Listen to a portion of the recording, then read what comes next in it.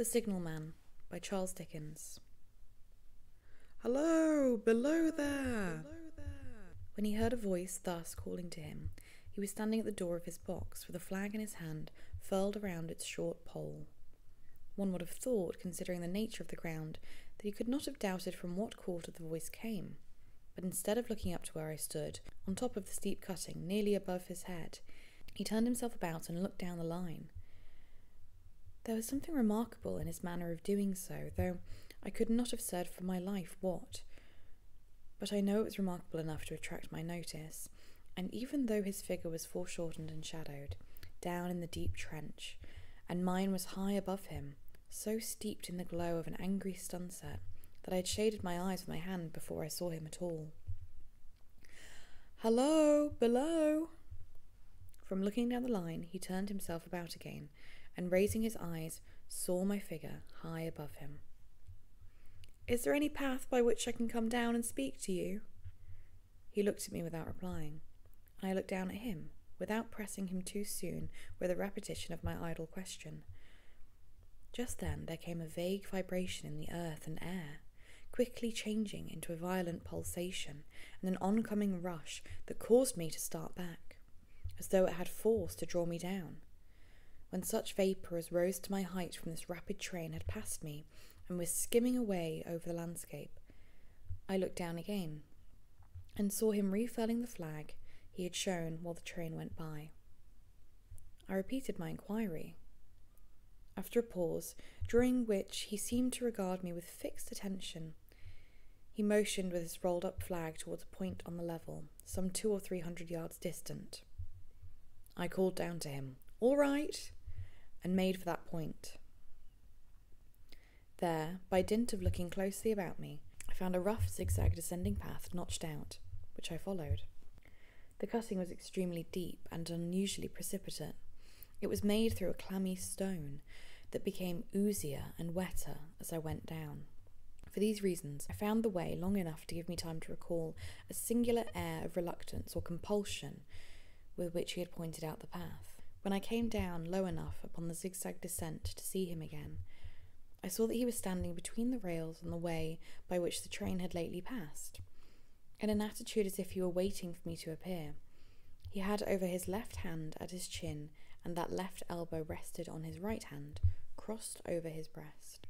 His attitude was one of such expectation and watchfulness that I stopped a moment, wondering at it. I resumed my downward way, and stepping out upon the level of the road, and drawing nearer to him, saw that he was a dark, sallow man, with a dark beard and heavy eyebrows. His post was in as solitary and dismal a place as ever I saw. On either side, a dripping wet wall of jagged stone, excluding all view but a strip of sky, the perspective, one way, only a crooked prolongation of this great dungeon.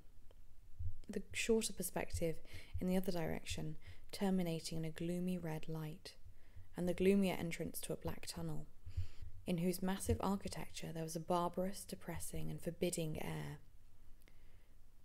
So little sunlight ever found its way to this spot that it had an earthy, deadly smell, and so much cold wind rushed through it that it struck chill to me, as if I had left the natural world. Before he stirred, I was near enough to him to have touched him. Not even then, removing his eyes from mine, he stepped back one step and lifted his hand. This was a lonesome post to occupy, I said, and it had riveted my attention when I looked down from up yonder. A visitor was a rarity, I should suppose, not an unwelcome rarity, I hoped. In me he merely saw a man who had been shut up within narrow limits all his life, and who, being at last set free, had a newly awakened interest in these great works. To such purpose I spoke to him, but I am far from sure of the terms I used, for, besides that I am not happy in opening any conversation, there was something in the man that daunted me. He directed a most curious look towards the red light near the tunnel's mouth, and looked all about it, as if something were missing from it, and then looked at me. That light was part of his charge, was it not? He answered in a low voice, Don't you know it is? The monstrous thought came into my mind, as I perused the fixed eyes and the saturnine face, that this was a spirit, not a man.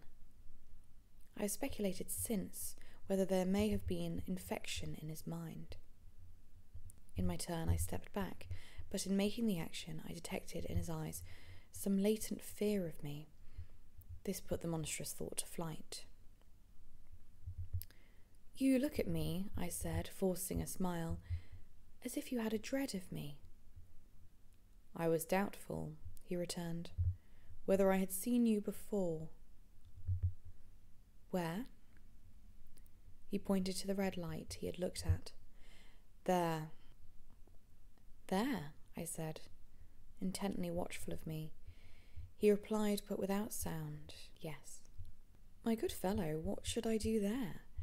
However, be that as it may, I never was there, you may swear." "I think I may," he rejoined. "Yes, I am sure I may." His manner cleared, like my own. He replied to my remarks with readiness, and in well-chosen words. Had he much to do there? Yes, that was to say, he had enough responsibility to bear, but exactness and watchfulness were what was required of him, and of actual work, manual labour, he had next to none. To change that signal, to trim those lights, and to turn this iron handle now and then, was all he had to do under that head. Regarding those many long and lonely hours, of which I seemed to make so much, he could only say that the routine of his life had shaped himself into that form, and he had grown used to it. He had taught himself a language down here, if only to know it by sight, and to have formed his own crude ideas of its pronunciation could be called learning it. He had also worked at fractions and decimals, and tried a little algebra, but he was, and had been as a boy, a poor hand at figures. Was it necessary for him, when on duty, always to remain in that channel of damp air, and could he never rise into the sunshine from between those high stone walls? Why, that depended on times and circumstances. Under some conditions there would be less upon the line than under others, and the same held good as to certain hours of the day and night. In bright weather he did choose occasions for getting a little above these lower shadows, but being at all times liable to be called by his electric bell, and at such times listening for it with redoubled anxiety, the relief was less than I would suppose. He took me into his box, where there was a fire, a desk for an official book in which he had to make certain entries, a telegraphic instrument with its dial, face, and needles, and the little bell of which he had spoken.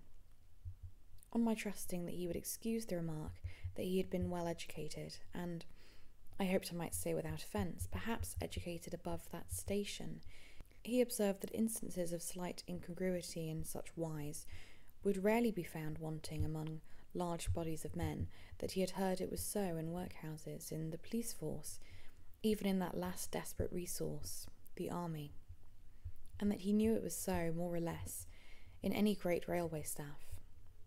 He had been, when young, if I could believe it, sitting in that hut, he scarcely could, a student of natural philosophy, and had attended lectures. But he had run wild, missed his opportunities, gone down, and never risen again. He had no complaint to offer about that. He had made his bed, and he lay upon it. It was far too late to make another.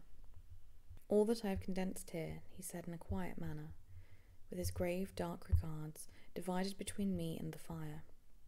He threw in the word "sir" from time to time, and especially when he referred to his youth, as though to request me to understand that he claimed to be nothing but what I found him. He was several times interrupted by the little bell, and had to read off messages and send replies. Once he had to stand without the door, and display a flag as a train passed, and make some verbal communication to the driver.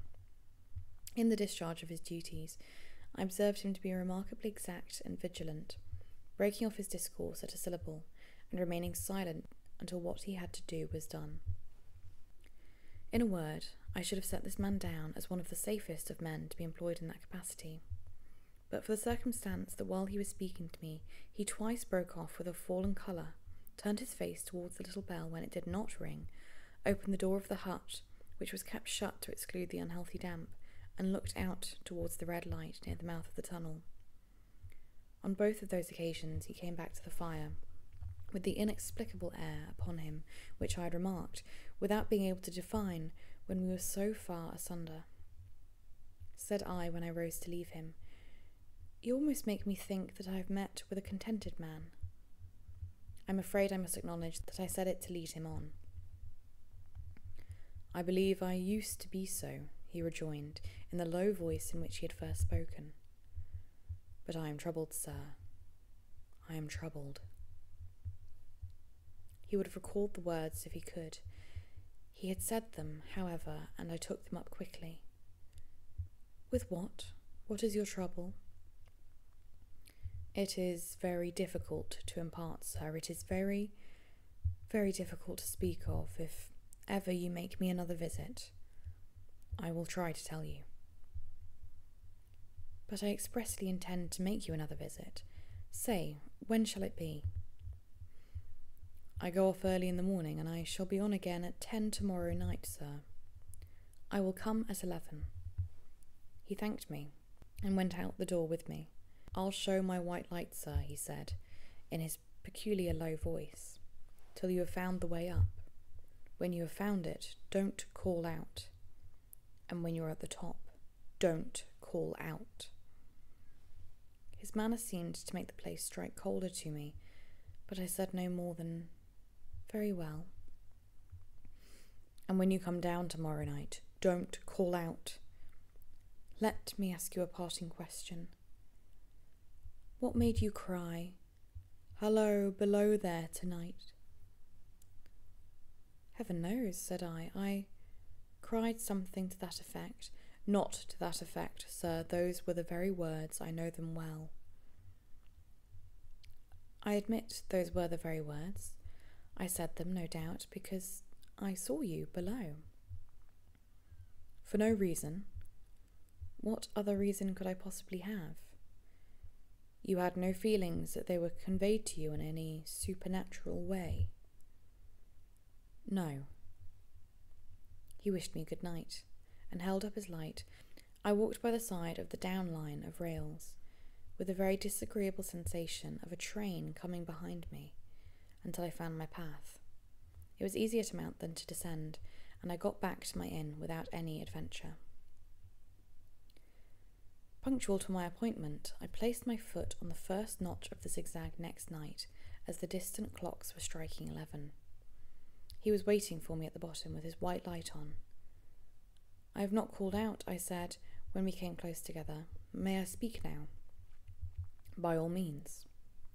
"Good night, then, and here's my hand." "Good night, sir, and here's mine." With that we walked side by side to his box, entered it, closed the door, and sat down by the fire. "I have made up my mind, sir," he began, bending forward as soon as we were seated, and speaking in a tone but a little above a whisper, "that you shall not have to ask me twice what troubles me. I took you for someone else yesterday evening. That troubles me." "That mistake?"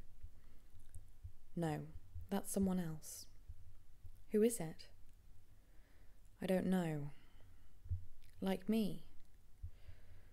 "I don't know. I never saw the face. The left arm is across the face, and the right arm is waved, violently waved this way."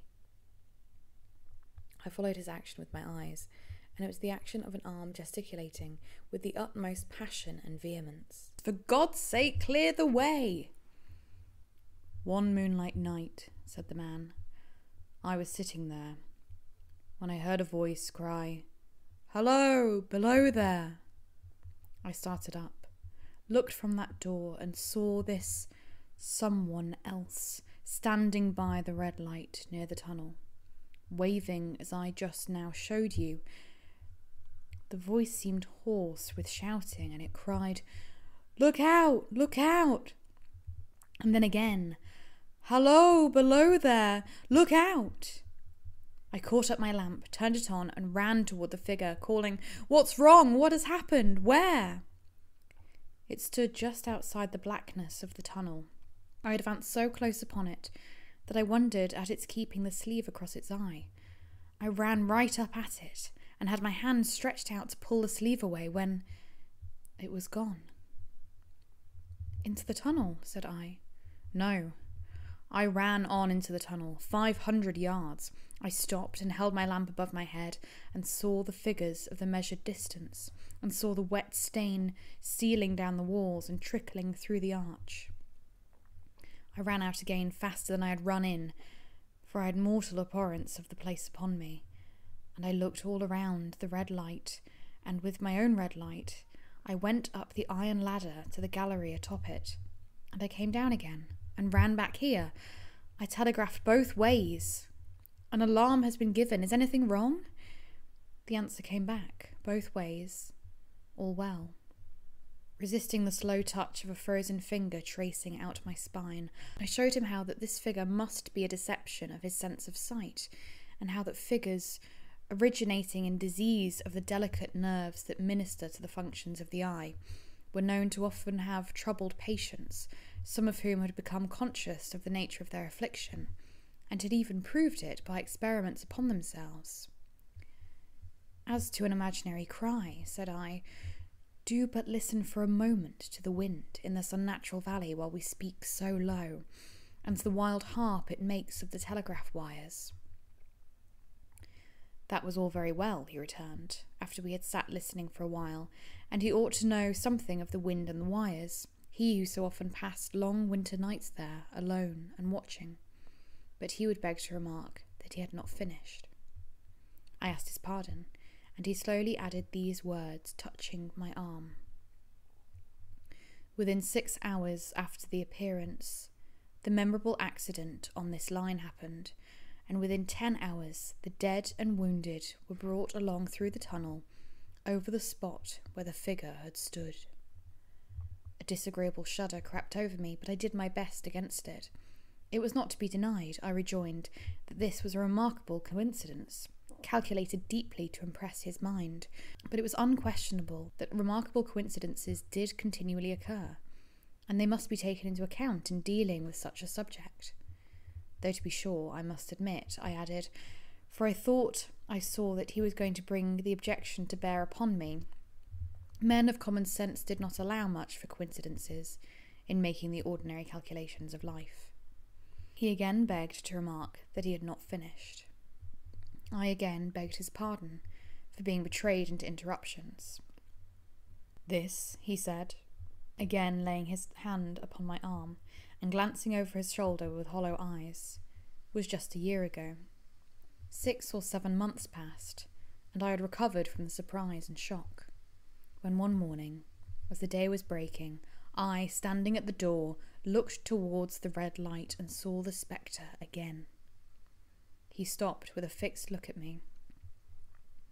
"Did it cry out?" "No, it was silent." "Did it wave its arm?" "No. I leant against the shaft of the light with both hands before the face, like this." Once more I followed his action with my eyes. It was an action of mourning. I have seen such an attitude in stone figures on tombs. "Did you go up to it?" I came in and sat down, partly to collect my thoughts, partly because it had turned me faint. When I went to the door again, daylight was above me, and the ghost was gone. But nothing followed, nothing came of this. He touched me on the arm with his forefinger twice or thrice, giving a ghastly nod each time. That very day, as a train came out of the tunnel, I noticed at a carriage window on my side what looked like a confusion of hands and heads, and something waved. I saw it just in time to signal the driver. "Stop!" He shut off and put his brake on, but the train drifted past here 150 yards or more. I ran after it and, as I went along, heard terrible screams and cries. A beautiful young lady had died instantaneously in one of the compartments, and was brought in here, and laid down on this floor between us. Involuntarily I pushed my chair back, as I looked from the boards at which he pointed to himself. "True, sir, true. Precisely as it happened, so I tell you." I could think of nothing to say, to any purpose. My mouth was very dry. The wind and the wires took up the story with a long lamenting wail. He resumed. Now, sir, mark this, and judge how my mind is troubled. The spectre came back a week ago. Ever since it has been there, now and again, by fits and starts. At the light, at the danger light. What does it seem to do? He repeated, if possible, with increased passion and vehemence, that former gesticulation, "For God's sake, clear the way!" Then he went on. I have no peace or rest for it. It calls to me, for many minutes together, in an agonised manner. "Below there! Look out! Look out!" It stands waving to me. It rings my little bell. I caught at that. Did it ring your bell yesterday evening when I was here, and you went to the door? Twice. Why, see, said I, how your imagination misleads you. Your eyes were on the bell, and my ears were open to the bell, and if I am a living man, it did not ring at those times. No, nor at any other time, except when it was rung in the natural course of physical things, by the station communicating with you. He shook his head. I have never made a mistake as to that yet, sir. I have never confused the spectre's ring with the man's.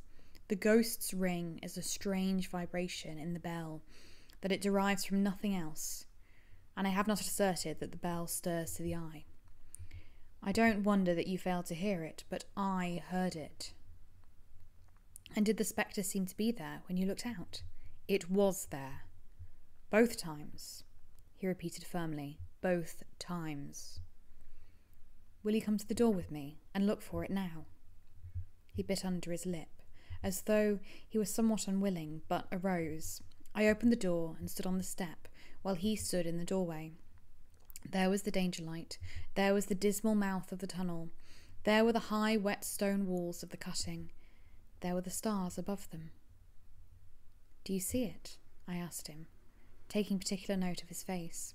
His eyes were prominent and strained, but not very much more so, perhaps, than my own had been when I had directed them earnestly towards the same spot. No, he said, it is not there. Agreed, said I. We went in again, shut the door, and resumed our seats. I was thinking how best to improve this advantage, if it might be called one, when he took up the conversation in such a matter-of-course way, so assuming that there could be no serious question of fact between us, that I felt myself placed in the weakest of positions. By this time you will fully understand, sir, he said, that what troubles me so dreadfully is the question. What does the spectre mean? I was not sure, I told him, that I did fully understand.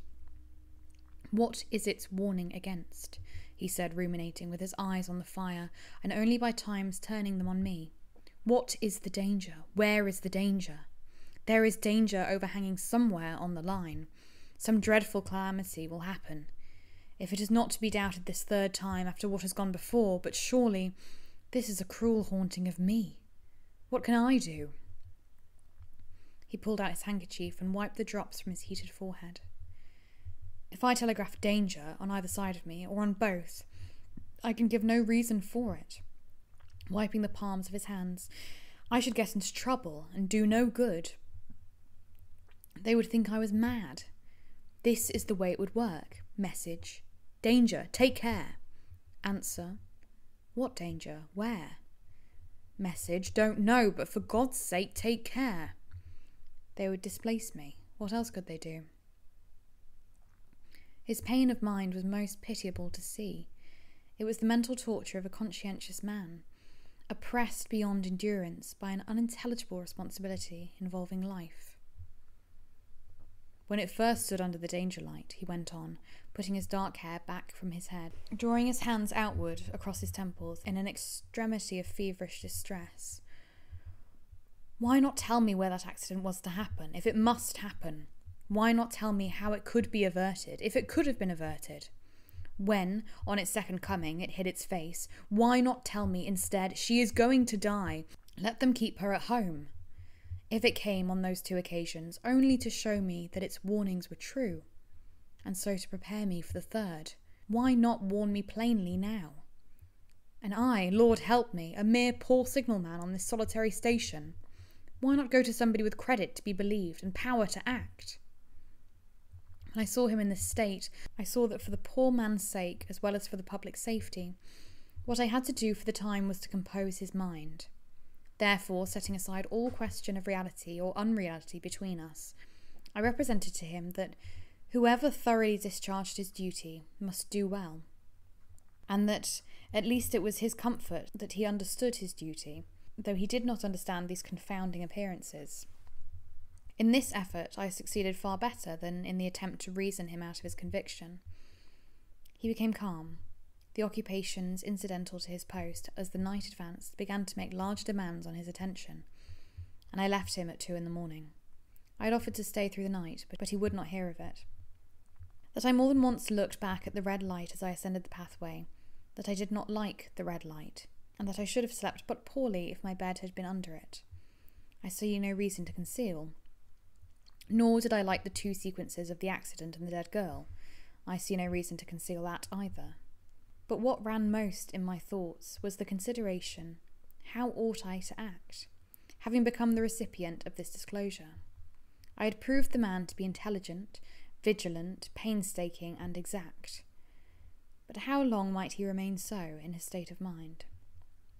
Though in a subordinate position, still he held a most important trust, and would I, for instance, like to stake my own life on the chances of his continuing to execute it with precision? Unable to overcome a feeling that there would be something treacherous in my communicating what he told me to his superiors in the company, without first being plain with himself and proposing a middle course to him, I ultimately resolved to offer to accompany him, otherwise keeping his secret for the present, to the wisest medical practitioner we could hear of in those parts, and to take his opinion. A change in his time of duty would come around next night. He had apprised me, and he would be off an hour or 2 after sunrise, and on again soon after sunset. I had appointed to return accordingly. Next evening was a lovely evening, and I walked out early to enjoy it. The sun was not quite down when I traversed the field path near the top of the deep cutting. I would extend my walk for an hour, I said to myself, half an hour on and half an hour back, and it would be then time to go to my signalman's box. Before pursuing my stroll, I stepped to the brink and mechanically looked down from the point from which I had first seen him. I cannot describe the thrill that seized upon me when, close at the mouth of the tunnel, I saw the appearance of a man, with his left sleeve across his eye, passionately waving his right arm. The nameless horror that oppressed me passed in a moment. For in a moment I saw that this appearance of a man was a man indeed, and that there was a little group of other men, standing at a short distance, to whom he seemed to be rehearsing the gesture he made. The danger light was not yet lighted. Again its shaft, a little low hut, entirely new to me, had been made of some wooden supports and tarpaulin. It looked no bigger than a bed. With an irresistible sense that something was wrong, with a flashing, self-reproachful fear that fatal mischief had come of my leaving the man there, and causing no one to be sent to overlook or correct what he did, I descended the notched path with all the speed I could make. "What's the matter?" I asked the men. "Signalman killed this morning, sir." "Not the man belonging to that box?" "Yes, sir." "Not the man I know?" "You'll recognise him, sir, if you knew him," said the man who spoke for the others, solemnly uncovering his own head and raising an end of the tarpaulin, for his face is quite composed. "Oh, how did this happen? How did this happen?" I asked, turning from one to the other as the hut closed in again. "He was cut down by an engine, sir. No man in England knew his work better, but somehow he was not clear of the outer rail. It was just at broad day. He had struck the light and had the lamp in his hand. As the engine came out of the tunnel, his back was towards her, and she cut him down. That man drove her and was showing how it happened. Show the gentleman, Tom." The man, who wore a rough, dark dress, stepped back to his former place at the mouth of the tunnel. "Coming round the curve in the tunnel, sir," he said. "I saw him at the end, like as if I saw him down a perspective glass, but there was no time to check speed, and I knew him to be very careful. As he didn't seem to take heed of the whistle, I shut it off, when we were running down upon him, and called to him as loud as I could." "What did you say?" I said, "Below there! Look out! Look out! For God's sake, clear the way!" I started. It was a dreadful time, sir. I never left off calling to him. I put this arm before my eyes not to see, and I waved this arm to the last, but it was no use. Without prolonging the narrative to dwell any one of its curious circumstances more than on the other, I may, in closing, point out the coincidence that the warning of the engine driver included not only the words which the unfortunate signalman had repeated to me as haunting him, but also the words which I, myself, not he, had attached, and that only in my own mind, to the gesticulation he had imitated.